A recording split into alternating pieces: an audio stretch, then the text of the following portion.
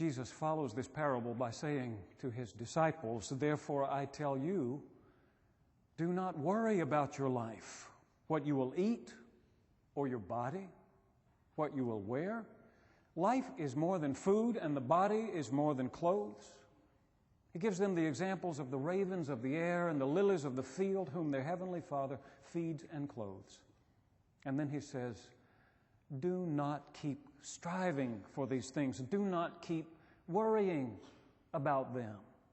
Your Father knows that you need them. Instead, strive for His kingdom, and these things will be given to you as well. Can you see how it's not money that Jesus has a problem with, but the way we strive for money and for the things it will buy?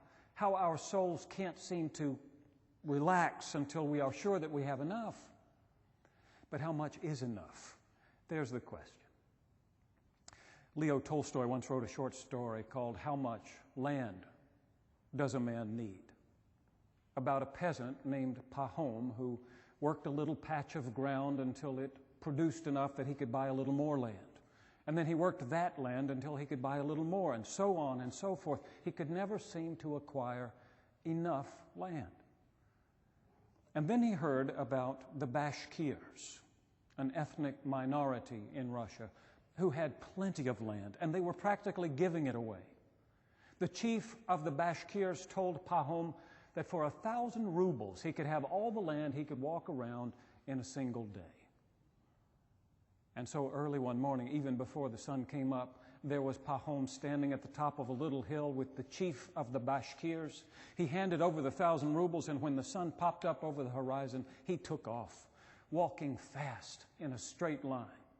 In the middle of the morning, he turned left and kept walking. At noon, it was his plan to turn left again so he could take in this large tract of land. But he saw this beautiful little patch of woods ahead of him, an irresistible piece of land. He walked a little farther and took in that piece. And that's how it was for the rest of the afternoon. He saw that little hill, that clump of trees, that shady glen. He kept veering away from the finish line to take in more and more land. Late in the afternoon, he saw that the sun was setting and he had to get back to the place he had started. It was a long way from where he was. He set off in a beeline to get there. But he could tell he wasn't going to make it in time. He began to walk faster and faster, and then he broke into a jog, and eventually he was running as fast as he could go, but he wasn't used to running. And when he came up that last hill to the top, just as the sun went down, he crossed the finish line and collapsed and died. They dug a grave long enough for Pahom to lie in and buried him in it, Tolstoy writes. In the end, 6 feet from his head to his heels was all the land he needed.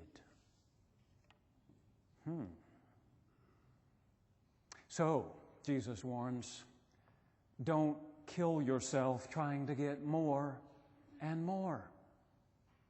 Don't be afraid that you won't have enough.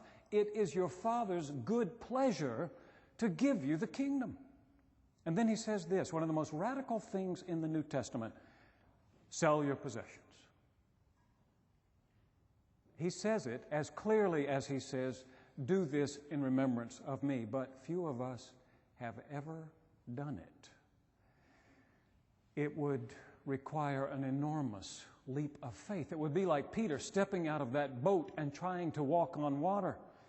Why does Jesus say it? Sell your possessions. Because he wants us to be free from the burden and anxiety of ownership. He knows that we will never be able to follow him if we are holding on to all that stuff. Get rid of it, he says. Sell it. I've been trying to imagine the look on his face as he says it. Is there a twinkle in his eye? Is there a smile on his face? Or can he just see we're holding on to all these things that make it impossible for us to follow? Sell your possessions. Give the money away. You'll have treasure in heaven. Come, follow me. Why don't we do it? Because we're afraid. We are afraid that if we sell our possessions, we won't have enough. There won't be enough to take care of ourselves and our families. And this is our fundamental sin. We haven't trusted in God. We have trusted in our own ability. Honestly, when our bills come due, do we expect God to pay them? No, we don't. And when we reach retirement age, do we plan to lean on the everlasting arms?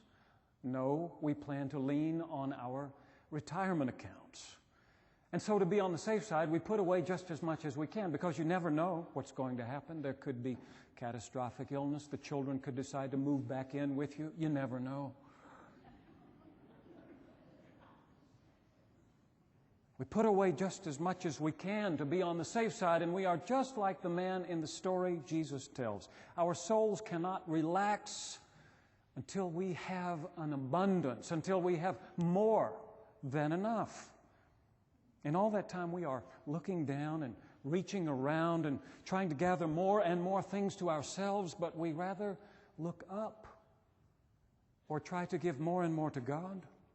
We're like a dog with a bone who clenches it between his teeth and growls at all the other dogs while the bird is up in the tree singing praises to God.